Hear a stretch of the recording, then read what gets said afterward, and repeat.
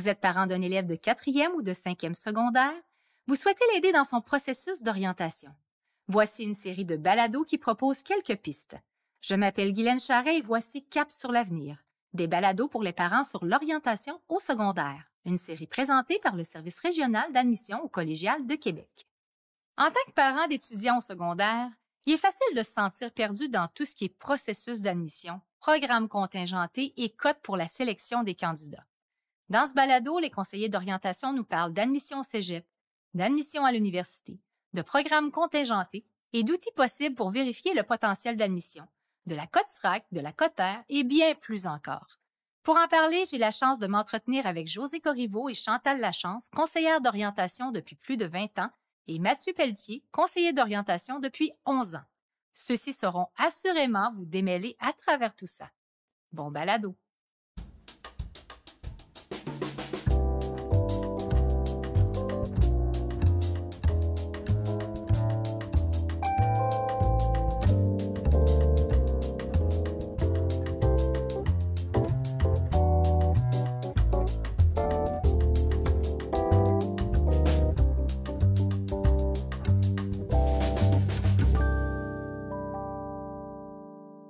Je suis présentement en compagnie de Josée Corriveau, qui est conseillère d'orientation depuis 20 ans et qui travaille au service régional d'admission au collégial. Alors aujourd'hui, Josée, on va parler ensemble d'admission au collégial.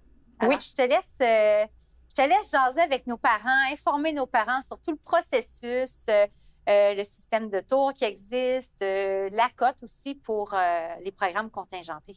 Bon, bien, super, merci. C'est quand même un grand sujet, l'admission au collégial. L'admission au cégep fonctionne de la même façon depuis plusieurs années. Hein. Il se trouve à y avoir une demande d'admission qui est à déposer au cégep. La date limite du premier tour, parce que ça fonctionne avec un système de tours, c'est le 1er mars. Si notre enfant n'est pas admis suite à sa demande du 1er mars, il y a des tours suivants. Donc, de l'admission, 2e tour, 1er mai, 3e tour, 1er juin, 1er août pour le 4e tour. Puis, il y a même des admissions tardives là, qui se passent jusqu'à la première semaine là, de l'entrée au cégep.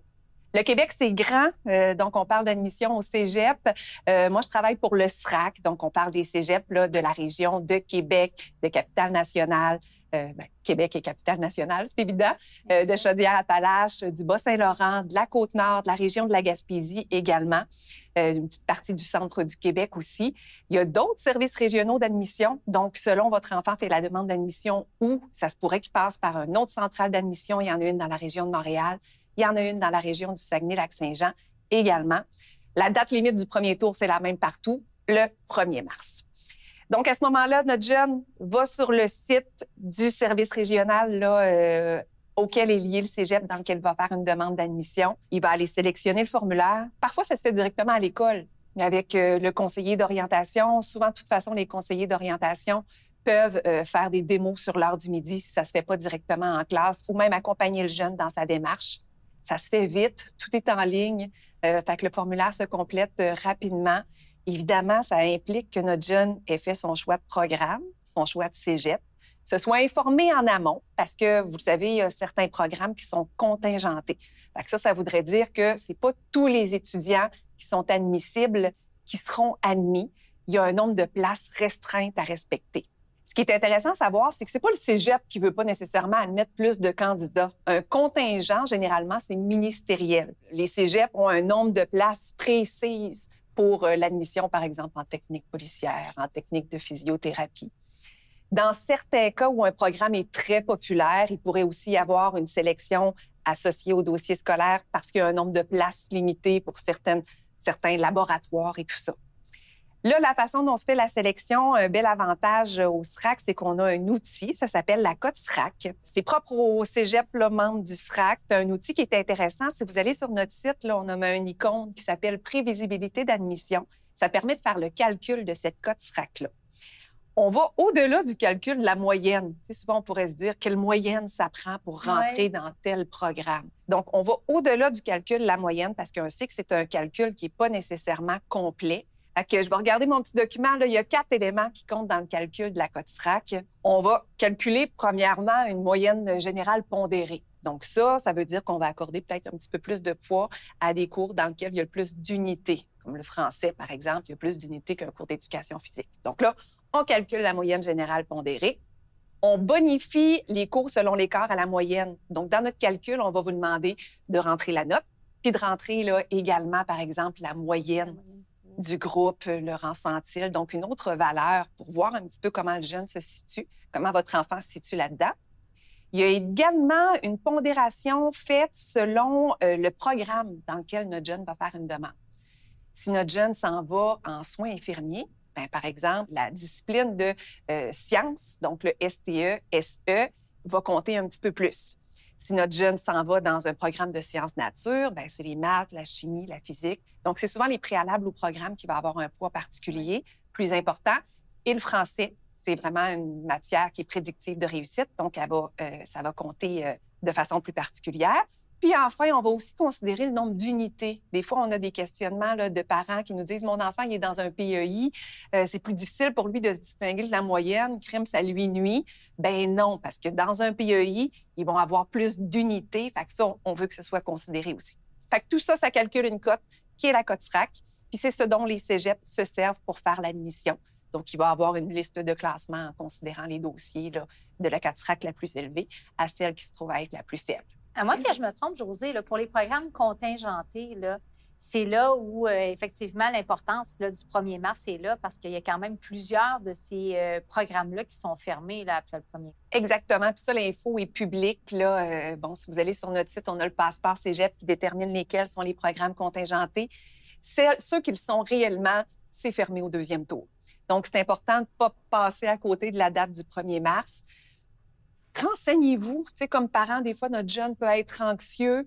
Il y a des programmes qui sont contingentés dans certains cégeps qui le sont beaucoup moins dans d'autres cégeps. Donc, ça, c'est possible d'avoir cette information-là. Tu sais, si on est mobile, des fois, il est possible au 1er tour de faire une demande dans un cégep qui offre le même programme où ce serait moins contingenté. On fait aussi la prévisibilité d'admission. Donc, si l'outil va nous dire si nos chances d'être admis au programme sont très bonnes, moyennes ou plutôt faibles. Ça nous aide à faire un choix plus approprié au 1er tour. Puis, bien, nos jeunes sont anxieux à la génération actuelle. C'est vraiment une des caractéristiques qui manifestent plusieurs de nos enfants. Là, j'en ai des enfants, fait que je m'inclus comme parent. Il y a plein de programmes qui ne sont pas contingentés. Allez chercher l'information. Dans le sens où ça se peut que notre enfant soit super anxieux, mais le programme qu'il vise n'est pas contingenté. Ça vaut la peine de le rassurer. Des fois, l'anxiété peut nuire à la réussite. Donc, d'aller chercher là, cette information-là.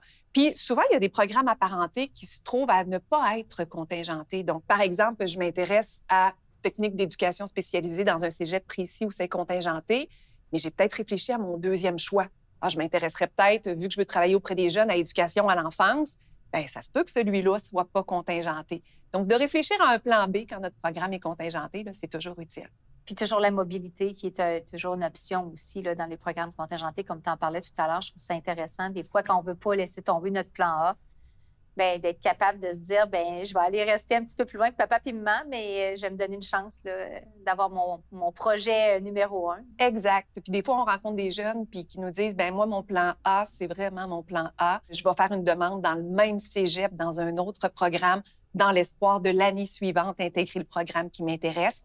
Ça, à ce moment-là, ça va être encore la cote SRAC qui va s'appliquer, mais on va considérer les cours qui ont été faits au collégial. Donc, à ce moment-là, c'est une cote mixte qui s'applique là, en fonction du nombre de cours qui auraient été faits au collégial. Vraiment différent de la cote R. La cote R, c'est pour l'admission universitaire. Fait que si votre enfant est en secondaire 4, en secondaire 5, il n'y a pas de cote R. Hein, ça va être la cote SRAC qui va s'appliquer pour l'admission dans l'un des cégeps membres du SRAC.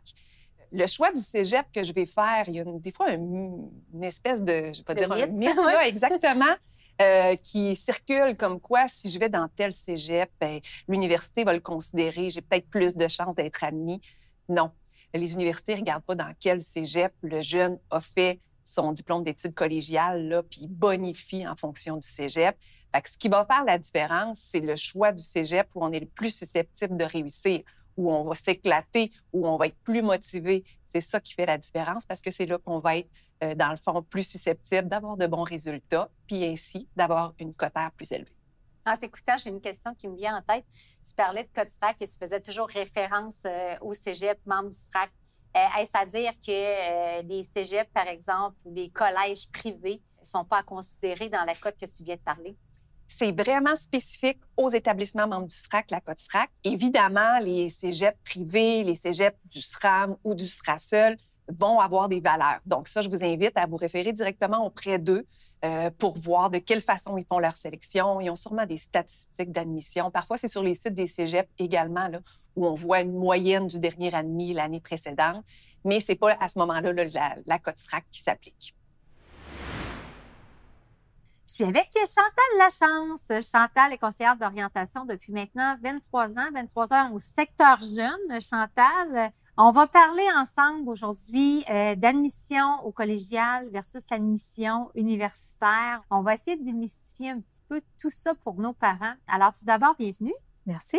Toi, tu t'occupes de tous les jeunes secondaires à ton école. Et puis là, lorsqu'il est question de faire une admission au collégial, de choisir le programme dans lequel on veut aller. Toi, qu'est-ce que tu fais comme accompagnement là, dans tout ça lorsqu'il est temps justement d'aider aux jeunes à choisir?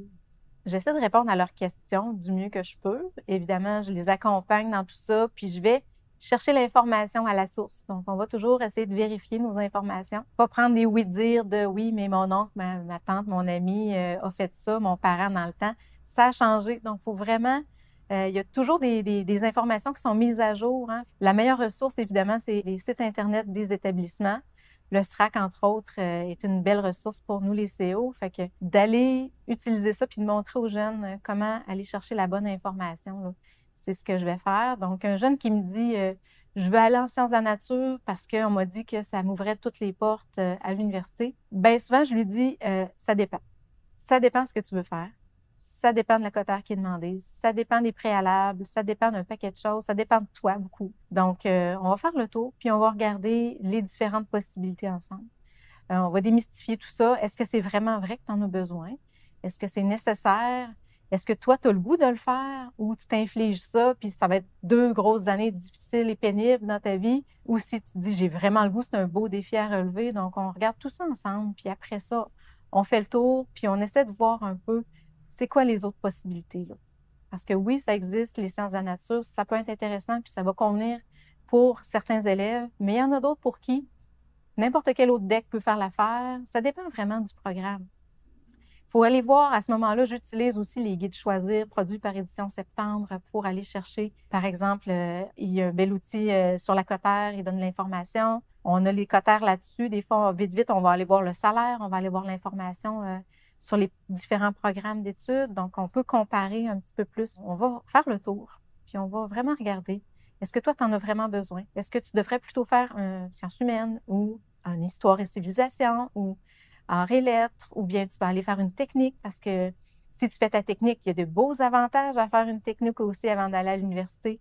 Quand on parle de deck-back, quand on parle de passerelle, d'avoir moins de cours à faire à l'université, ça peut être très avantageux financièrement. Donc, on regarde tout ça ensemble parce que c'est pas une clé qui ouvre nécessairement toutes les portes, là, les sciences de la nature, parce que quand on choisit d'aller là-dedans, il faut bien performer.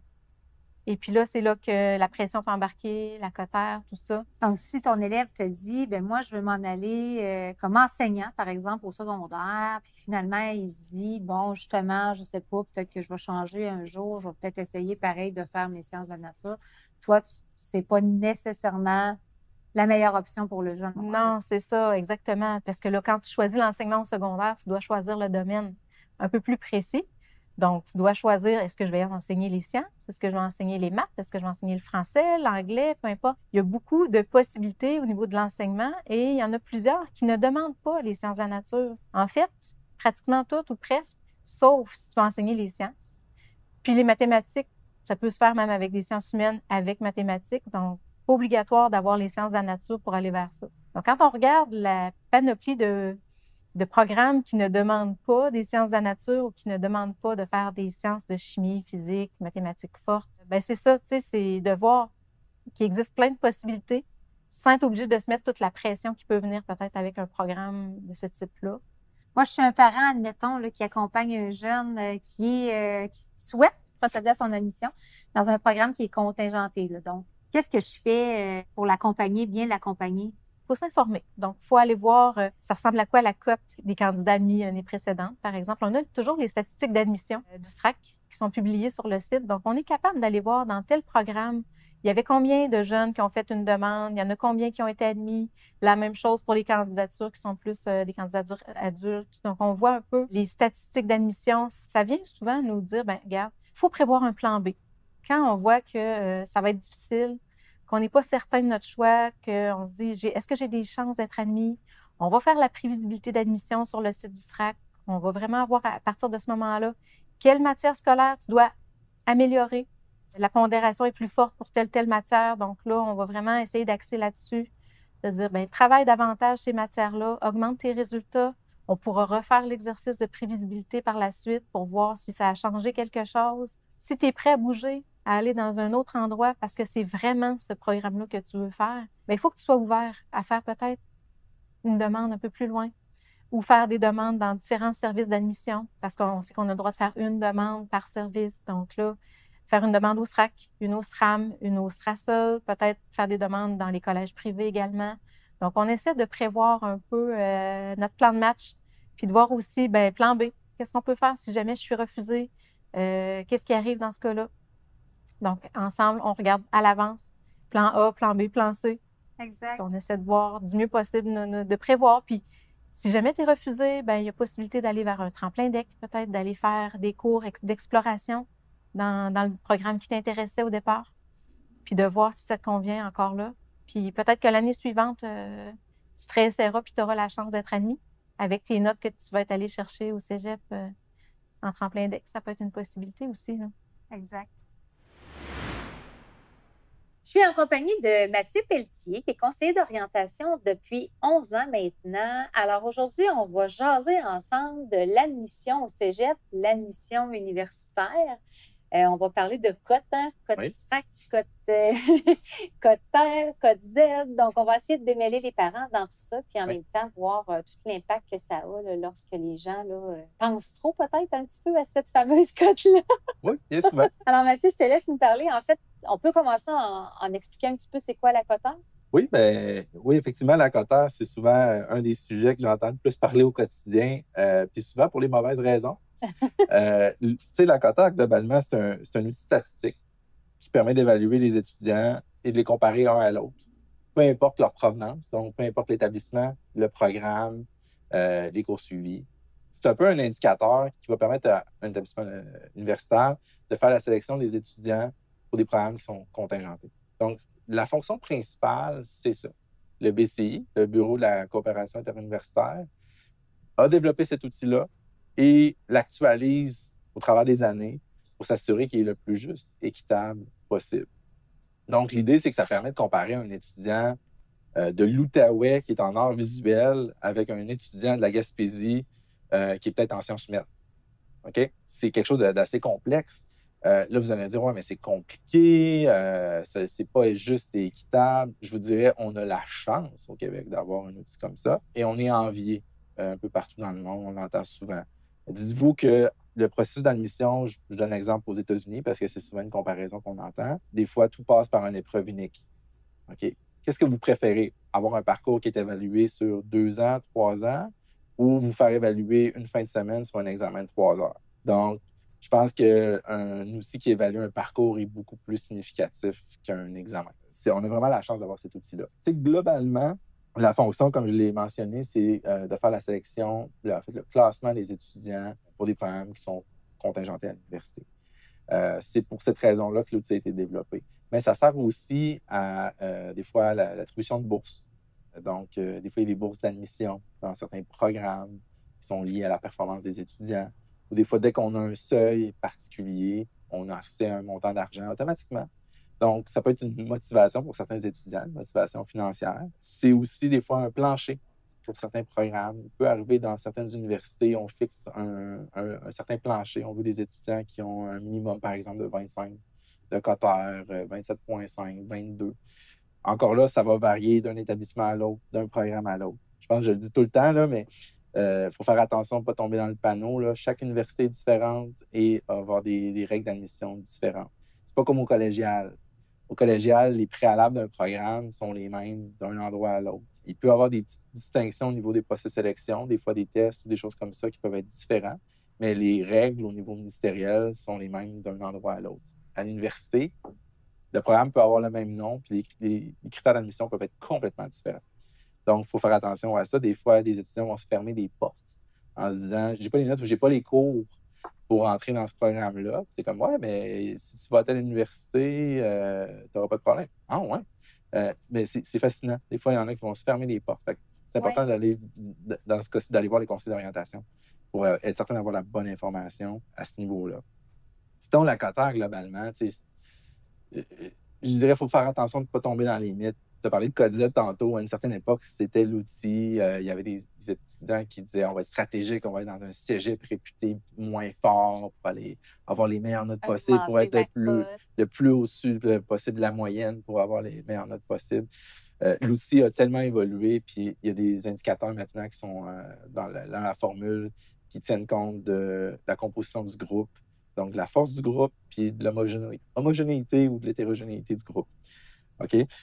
Je ne rentrerai pas dans un cours de stats aujourd'hui. C'est complexe. Mais l'idée, c'est de comprendre c'est que l'outil est juste et équitable. Il est très, très, très précis. Pour un jeune, en fait, je t'entendais tantôt parler de programmes contingentés, ça revenait régulièrement. C'est que la cotère, finalement, pour un jeune qui décide, par exemple, d'aller en psychologie ou d'aller en droit, ben, pour lui, c'est peut-être pas nécessaire d'aller chercher la grosse cotère. Bien, c'est là où c'est relatif. Puis je trouve que les exemples que tu sors sont intéressants parce que, tu sais, la cotère, mettons, globalement, varie entre 0 et 50, techniquement. OK? Si c'est 0 et 50, on va dire la médiane est à 25. La plupart des étudiants vont se situer entre 15 et 35, on va dire, environ. Okay. Un programme qui est souvent fortement contingenté, on pense à médecine.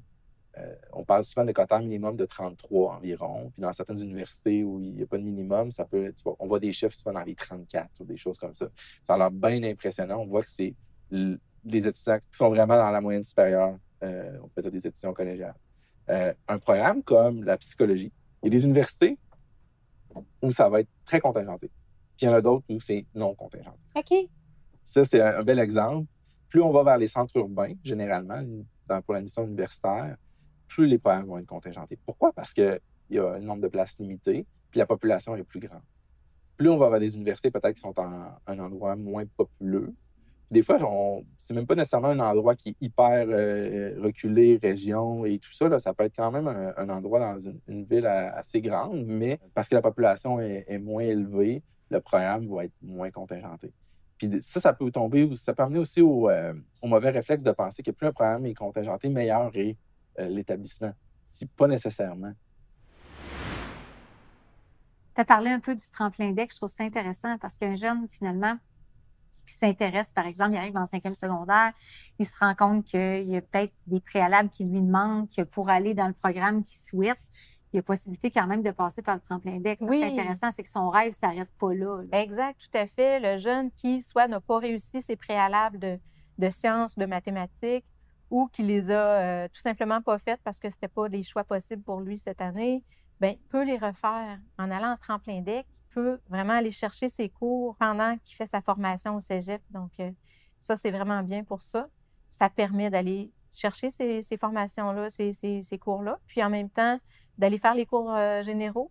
Donc, de commencer déjà, de ne pas tout perdre. Tu sais, tu ne perds pas ton temps. Tu peux faire ta physique, ta chimie, bien, peut-être pas les deux en même temps, ça fait quand même beaucoup. Mais en tout cas, d'aller chercher ta philo, d'aller chercher un cours de français, d'aller chercher un cours d'anglais, d'aller chercher un cours d'éduc, d'aller faire ces cours-là qui vont te permettre par la suite, si tu entres dans ton programme, bien, que tes sessions soient plus allégées au bout de la ligne. Donc, ça peut être quand même un parcours intéressant pour plusieurs élèves. Là. Moi, chaque année, j'ai des élèves qui choisissent ce chemin-là, soit parce qu'ils ne savent pas qu'est-ce qu'ils veulent faire. Ça peut être aussi ça, parce qu'il y a quand même des cours d'exploration, des cours de connaissance de soi puis d'orientation, mais aussi il manque un préalable, je vais faire mon préalable en tremplin deck, je vais le compléter, puis par la suite, je vais pouvoir entrer dans le programme qui m'intéresse. Fait que c'est vraiment une belle possibilité pour nos jeunes là, d'aller en tremplin deck. Quand même, pour l'adaptation, c'est quand même intéressant comme principe, effectivement. Aussi. On ne diplôme pas de tremplin deck, là. C'est sûr que Non. le jeune, il ne faut pas qu'il reste. Normalement, là, maximum 3 sessions. Je dirais souvent 1, 2, parce que souvent, le programme dans lequel tu vas aller va commencer à l'automne suivant. Donc, possibilité de faire 2 sessions. Après ça, commencer ton programme. Moi, je pense que ça peut être un beau tremplin, justement, pour se rendre faire un DEC. Exact. Aller faire autre chose, puis diminuer la pression, avoir moins de cours, moins d'heures de cours. Donc, ça peut être une belle façon d'amorcer les études collégiales, puis faire connaissance avec tout ce système-là. Puis par la suite, quand tu es prêt, ben, tu commences ton DEC, puis ça peut aller quand même assez bien et assez rapidement là, par la suite. Est-ce que, mettons, un programme technique peut être aussi la meilleure solution pour un jeune d'entrer à l'université? Oui, tout à fait. Puis de plus en plus, on le voit, les ententes qu'il y a entre les cégeps et les universités par rapport aux passerelles ou au DEC-Bac. Une passerelle, c'est de reconnaître, en fait, des cours que la personne a fait au cégep. Donc, la personne fait sa technique au complet. Par la suite, quand elle se dirige dans un domaine qui est relié à son domaine d'études, à l'université, va reconnaître des cours et va avoir moins de cours à faire à l'université. Donc, une passerelle peut reconnaître des cours, mais pas l'équivalent d'une année. Tandis qu'un DEC-Bac va reconnaître vraiment l'équivalent d'une année à l'université. Ce qui fait qu'une personne va avoir une année de moins à faire à l'université. C'est quand même avantageux. Là. En termes de temps, la durée va être la même que si la personne avait fait un préuniversitaire de 2 ans, était allée à l'université par la suite. Si la personne arrive avec une technique, fait un DEC-Bac, écoute, moi, je trouve qu'il n'y a que des bénéfices à faire ça, dans le sens où tu as une expérience de travail, tu as des stages, donc tu as vraiment, je pense, une meilleure connaissance du domaine dans lequel tu vas travailler. Tu es prêt à aller travailler, tu as tout ce qu'il faut pour aller travailler. Donc, si tu fais le choix finalement de ne pas aller à l'université, tu as la possibilité d'aller sur le marché du travail, mais en plus, tu peux aller à l'université et tu vas reconnaître des cours.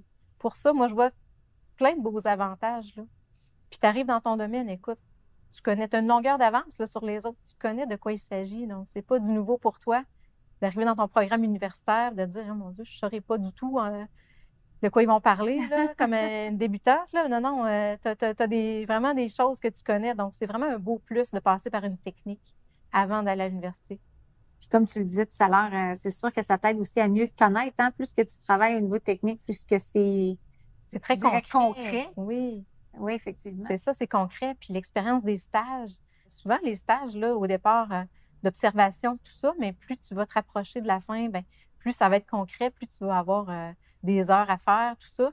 Bien, ça, tu le vois vraiment tout de suite. Est-ce que ça me convient? Est-ce que ça ne me convient pas? Puis les cégeps vont vraiment adapter ça pour te permettre de savoir assez rapidement si ça te convient ou pas. Si je fais un retour un petit peu, la cotère, en fait, elle s'accumule dès l'entrée au cégep, si on veut. Et puis, y a-t-il quelque chose qui l'influence, à part les notes de l'étudiant, là, est-ce qu'il y a quelque chose qui peut l'influencer? C'est sûr qu'il ne faudrait peut-être pas avoir un échec. Un échec au cégep là, ne s'efface jamais de ton dossier. Donc, même si tu reprends le cours puis que tu as 100%, tu as partout des bonnes notes, ton échec reste présent. Okay. Donc, ça, c'est quand même important à savoir pour le planifier parce que ton échec va avoir une influence là, sur ta cote R. Fait que ça, je dirais, il y a toujours une période d'abandon de cours. Il y a des dates limites au cégep. Donc, de savoir, bien, je peux abandonner mon cours avant telle date. Donc, si je l'abandonne, là, c'est correct parce que là, tu ne l'auras pas en échec. Donc, si tu vois que tu te diriges vers un échec, c'est peut-être mieux d'abandonner ton cours puis d'éviter l'échec pour éviter que ça reste sur tes bulletins puis que ça affecte ta cote R. Donc, ça, pour moi, c'est quelque chose quand même que je parle aussi à mes élèves ici au secondaire. Là. Je leur explique ça, là, que ici, un échec, on se reprend, c'est pas grave, on prend la meilleure note au secondaire, c'est comme ça que ça fonctionne. Au cégep, c'est pas comme ça. Donc, si tu as un échec, ton échec reste toujours présent. Donc, c'est à garder en mémoire. Là. Le préuniversitaire, ce qu'il faut faire attention, c'est que, moi, je pense qu'il faut le voir comme un programme préparatoire. Qu'est-ce que j'ai besoin pour me préparer aux études universitaires? J'ai-tu besoin de développer des compétences mathématiques ou j'ai besoin de travailler sur ma capacité de rédaction, d'analyse? Je veux en savoir plus sur le côté débat, argumentation. Tu sais, tout le monde a des besoins différents. Puis ces programmes-là vont préparer de façon différente les étudiants vers l'université. Le problème, ce qui arrive souvent, c'est qu'un étudiant va se retrouver là justement parce que les croyances populaires disent « Ah, il faut que tu ailles plus vers un science de la nature, par exemple. » On l'entend souvent. Ou à l'inverse, je ne sais pas ce que je veux faire, je vais aller en sciences humaines. Là. Ça, je l'entends autant. Là. Qu'est-ce qui arrive souvent dans ces situations-là? Bien, l'étudiant n'est pas à sa place, il ne se sent pas bien, il performe pas bien. Puis ça peut affecter sa motivation, sa réussite au collégial. Il faut être prudent avec ces éléments-là. Mais toujours retenir que ce qui est important, c'est les préalables. Tu as parlé d'exemple du droit tantôt, puis je le trouve particulièrement intéressant parce que c'est un programme qui est très populaire. Puis dans beaucoup d'universités au Québec, c'est un programme qui est sans préalable. Oui. Fait que ça, ce que ça veut dire, c'est que tu arrives d'un sciences de la nature, un sciences humaines, un art visuel, une technique de génie mécanique, ou une gestion d'établissement de restauration, peu importe le programme que tu as fait, si tu performes dans ce programme-là, ben ça peut te permettre peut-être d'accéder au programme. Faut faire attention. Est-ce que tu vas mieux performer en faisant des sciences, des maths, ou tu vas mieux performer en faisant des dessins, de la sculpture? C'est là où c'est relatif selon le candidat. Fait que moi, j'accorderais plus d'importance à qu'est-ce qui va mieux préparer. C'est sûr qu'on ne se le cachera pas. Là. Si on vise la santé, si on vise des programmes de génie, de technologie, ça va prendre des préalables de sciences.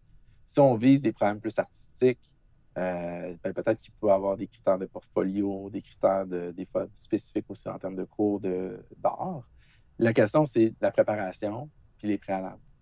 Puis ça permet aussi de comprendre qu'un étudiant peut surfer, en guillemets, là. Ouais. Puis défaire la croyance qu'il faut avoir des parcours linéaires.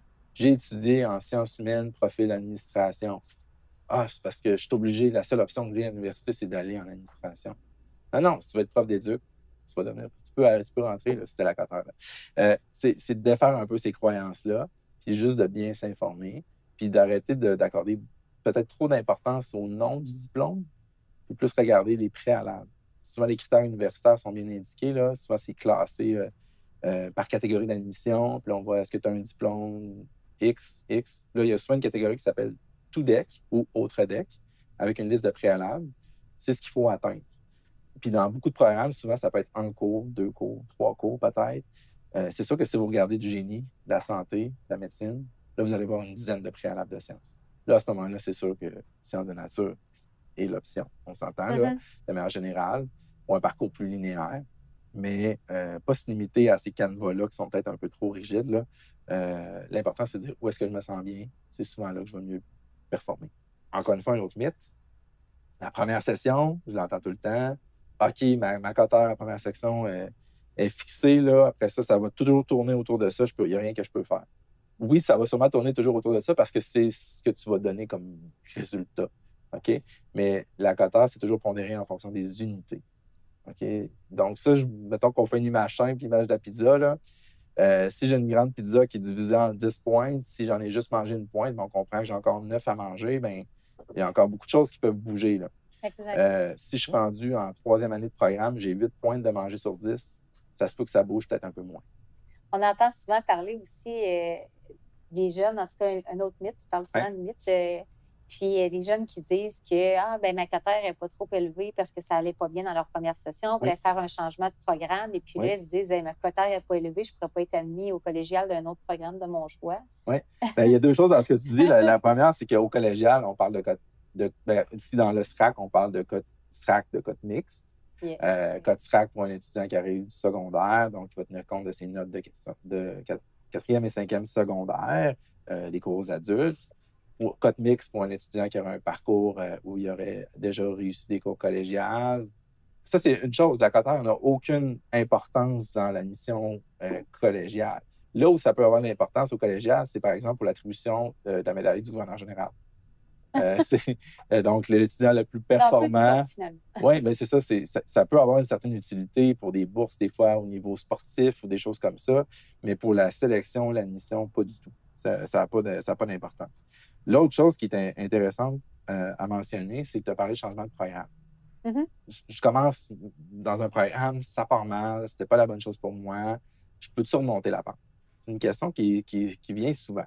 La réponse à ça, en réalité, c'est que je parlais des paramètres qui ont évolué là, de la coteur dans les années. Il y a maintenant ce qu'on appelle une coteur programme et une coteur globale. La programme, c'est la cote du programme actuel s'il y a au moins 16 cours contributoires. Et généralement, la cote utilisée si on diplôme avec ce programme-là. Il y a aussi une coteur globale qui tient compte de tout notre parcours collégial. Donc, si on a changé 3 ou 4 fois de programme, ça va tenir compte de tout ce qui a été fait. Okay? L'université, généralement, les universités, il y a des exceptions, encore une fois, ça je le mentionnerai jamais assez, mais de manière générale, vont tenir compte de ce qu'on appelle la cote programme. Donc, pour un jeune qui s'en va dans un pré-U pour se laisser un petit peu de temps, mais qui n'a pas d'idée dans quoi il veut spécifiquement s'en aller à l'université, il doit quand même se questionner sur ce qu'il aime vraiment puis sur ce qui réussit bien, parce que... Oui. Tout est fait en séquence, hein? Tu sais, au secondaire, on arrive après le secondaire 3, puis on doit faire des choix. Est-ce que je vais plus vers un profil où je vais faire des sciences, des maths fortes? Je vais-tu faire plus de cours d'art, plus de ci, plus de ça? Bien, on prend ces décisions-là souvent basées par rapport à notre profil, où on est rendu. Bien, c'est une suite logique. Après ça, si on arrive dans un prix universitaire, effectivement, souvent, si on le sait qu'on se dirige vers des études universitaires, qu'on a besoin d'explorer, mais exemple, je sais que j'aime les sciences, mais je vais avoir la chance d'essayer différents cours de mathématiques, différents cours de physique, différents cours de chimie et biologie. Bien, à partir de là, je vais connaître un peu plus mes intérêts. Puis, tu sais, faire de la physique mécanique, faire de la physique électrique, c'est complémentaire, mais c'est différent. Faire du calcul différentiel ou de l'algèbre, c'est différent. Puis, ces notions-là sont importantes dans certains domaines et moins dans d'autres. Même chose en sciences humaines, même chose en art visuel ou en art lettres de communication. On fait des cours, puis ça nous permet d'explorer et d'expérimenter. Une des choses sur lesquelles j'insiste beaucoup en général, c'est quoi la prochaine décision qui est à prendre. Moi, j'ai beaucoup d'étudiants qui viennent me voir. Hey, je ne sais pas si je vais être heureux là-dedans toute ma vie. On voit loin, là. Oui. Puis c'est extrêmement difficile de prendre une décision si l'horizon est aussi loin. L'important, c'est de travailler sur ce qu'on peut travailler à court terme. Tu sais, t'aimes-tu ton programme actuellement? L'automne prochain, là, mettons, là, on est à la session d'hiver, l'automne prochain, tu poursuis-tu là-dedans ou tu te remets en question? On est en train de régler des situations du présent. Fait qu'il faut agir sur ce qu'on a du contrôle, puis le plus l'horizon va être court terme, le plus ça va être simple de prendre une décision. Tu peux pas prendre une décision sur ton emploi quand tu n'as pas encore choisi nécessairement ton programme. Puis ça, c'est un élément qui est intéressant aussi parce que, ben là, si je veux savoir le programme pour que je sache vers quoi ça mène, ben c'est encore une fois de faire le mythe qu'un programme mène vers un seul métier. Par exemple, faire un bac en administration, ça mène vers quoi? Ben là, ça mène vers une multitude de possibilités. C'est dur de dire qu'est-ce que ça va faire, mais est-ce que tu as besoin de savoir en ce moment toutes ces possibilités-là? Tu sais, si tu vois que ça peut t'amener vers des rôles de gestion, que tu vas mettre de l'avant peut-être tes compétences d'organisation, d'argumentation, tu vas avoir utilisé peut-être tes compétences mathématiques aussi dans certains profils, côté plus logistique, peu importe. Tu sais, l'idée, c'est au fur et à mesure que tu vas découvrir, tu vas te développer. Il faut se rendre compte que ce n'est pas tous les programmes qui sont contingentés à l'université. Il y en a plusieurs qui ne sont pas beaucoup contingentés ou très peu contingentés. Donc, les quotaires à avoir ne sont pas des quotaires difficiles à atteindre nécessairement, là. Fait qu'à part quand tu vas dans les programmes de médecine dentaire, médecine vétérinaire, il y en a d'autres au niveau de la santé là, qui sont un peu plus exigeants. Il faut magasiner son université aussi. Oui. Puis, ce qui est bien à l'université, bien, tu peux faire plusieurs demandes en même temps dans plusieurs universités, dans plusieurs programmes. Donc, ça aussi, il ne faut pas négliger cet aspect-là, là. Puis, se dire que, bien, il faut peut-être être prêt parfois à s'éloigner un petit peu. Il y a des universités qui sont un peu plus loin parfois, qui peuvent être en Outaouais, à Chicoutimi ou c'est un petit peu partout au Québec, qui vont répondre quand même aux besoins de la personne d'aller faire son cours. Puis, au bout de la ligne, il va avoir son diplôme. Il va être aussi bon que l'autre qui l'a fait dans une autre université. C'est pas l'université qui fait la personne. Puis c'est pas une université ou un programme qui va être meilleur qu'un autre. Je pense qu'encore là, il faut vraiment prendre le temps de le magasiner puis de le choisir selon ses besoins. Les gens vont t'embaucher parce que tu as un diplôme, mais en même temps, ils n'iront pas voir comment tu as réussi dans tel et tel cours. Exactement. Ils ne prendront pas la peine d'aller voir tes bulletins, là. Exact. Fait que la cotère rendue là, ça a plus ou moins d'importance, oui, pour entrer dans le programme, mais après, c'est plus ta personne qui va faire la différence là, quand vient le temps d'avoir un travail puis d'être embauché, les qualités personnelles, tout ça. Donc, c'est important pour un parent de bien s'informer aussi dans quel programme mon jeune s'en va pour voir s'il y a à se soucier de ça ou non. Exact. Est-ce que ça quand même un peu d'anxiété? Oui, c'est ça. Est-ce que ça vaut la peine de se mettre tout ce stress-là ou finalement, c'est pas du tout une question de cotère, puis c'est ça. Il faut vraiment être informé. Le mieux informé possible, ça va permettre de vraiment faire diminuer ce stress-là, cette anxiété-là, puis de se concentrer sur l'essentiel. côté admission, je l'ai vraiment mentionné, on parle beaucoup de cotères, mais il y a autre chose aussi. Puis de plus en plus, surtout dans les programmes qui sont fortement contingentés, il peut y avoir des tests, il peut y avoir des entrevues, il peut y avoir des portfolios à remettre, il n'y a pas juste la cotère comme moyen de sélection. Ça, c'est un élément sur lequel j'insiste beaucoup, mais retenir qu'il y a des programmes où la cotère n'a aucune importance, puis c'est les autres moyens de sélection. Je pense à des programmes d'art en général. Oui. Les portfolios sont beaucoup plus importants que les notes académiques. Fait qu'un étudiant pourrait avoir un dossier assez moyen, mais avoir un portfolio exceptionnel, c'est ce qui va le faire rentrer dans son programme. D'autres vont avoir des notes incroyables, mais ils vont, en guillemets, rater leur entrevue. Puis ça va faire en sorte qu'ils n'auront pas leur place. Fait que comprendre que c'est pas juste la cotère qui fait qui est la réponse à tout, mais c'est l'outil traditionnel qui est utilisé par les établissements. Un élément sur lequel j'insiste, je fais beaucoup attention, là, préalable. OK, les préalables, les conditions d'admission. Tantôt, je parlais de la différence entre le cégep et l'université. À l'université, je nommais la distinction que ça peut varier d'un établissement à l'autre. Ça peut évoluer dans le temps aussi beaucoup. OK, donc, si vous regardez aujourd'hui les critères d'admission pour un programme, le temps que la personne diplôme, des fois, les critères peuvent avoir évolué. OK? Si vite que ça. Oui. Donc, ça, c'est un élément de faire très attention à surveiller. Les tests qui sont effectués pour l'admission peuvent changer. Les proportions, des critères spécifiques peuvent évoluer. C'est quelque chose qui se développe en continu. Puis pour rendre ça encore plus compliqué, qui vont varier d'un établissement à l'autre. Ça, je le mentionne parce que c'est un élément important. Des fois, certaines personnes arrivent en disant « Ah, je vais aller au collégial, je vais suivre tel parcours, puis tout va être correct. » Puis hop, en cours de chemin, arrive à la fin, il y a une embûche, il manque quelque chose, il y a un préalable, il y a un test qui a changé, je ne le savais pas. C'est important de rester à l'affût, de poser des questions, puis encore une fois, de venir vers nous, là, les conseils d'orientation, pour s'assurer que justement, il n'y a pas d'embûche dans le processus. Oui, parce qu'au niveau collégial, les changements de préalable, c'est quand même pas régulier. Là. Je veux dire, ça ne se fait pas de façon régulière. Non, puis c'est ministériel. Donc, souvent, quand ça se fait, tout le monde le sait, puis ça se fait à travers le Québec. Là, si une université décide de changer un test, d'ajouter un cours préalable, généralement, on le sait d'avance quand même. Là, ça n'arrivera pas à la session d'admission, mais généralement, on a un certain délai où on a l'information, mais si on fait notre technique sur 4 ans au lieu de 3 ans, que je regarde ces informations-là alors que je suis au secondaire ou que mon jeune est au secondaire, il y a 4 à 5 années entre le moment où j'ai regardé et le moment de ma diplomation, ça se peut que les critères aient changé. Quand même. Fait que ça, c'est un élément sur lequel là, je vais juste le mentionner parce que ça peut sauver la peau de plusieurs étudiants.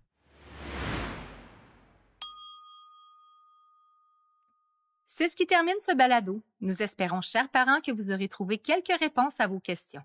Un merci spécial à nos conseillers d'orientation invités. Et je vous rappelle que Cap sur l'avenir est une production du Service régional d'admission au collégial de Québec. Si vous avez aimé cet épisode, n'hésitez pas à le partager et à consulter nos autres balados sur le site du srac.qc.ca ou sur votre plateforme préférée.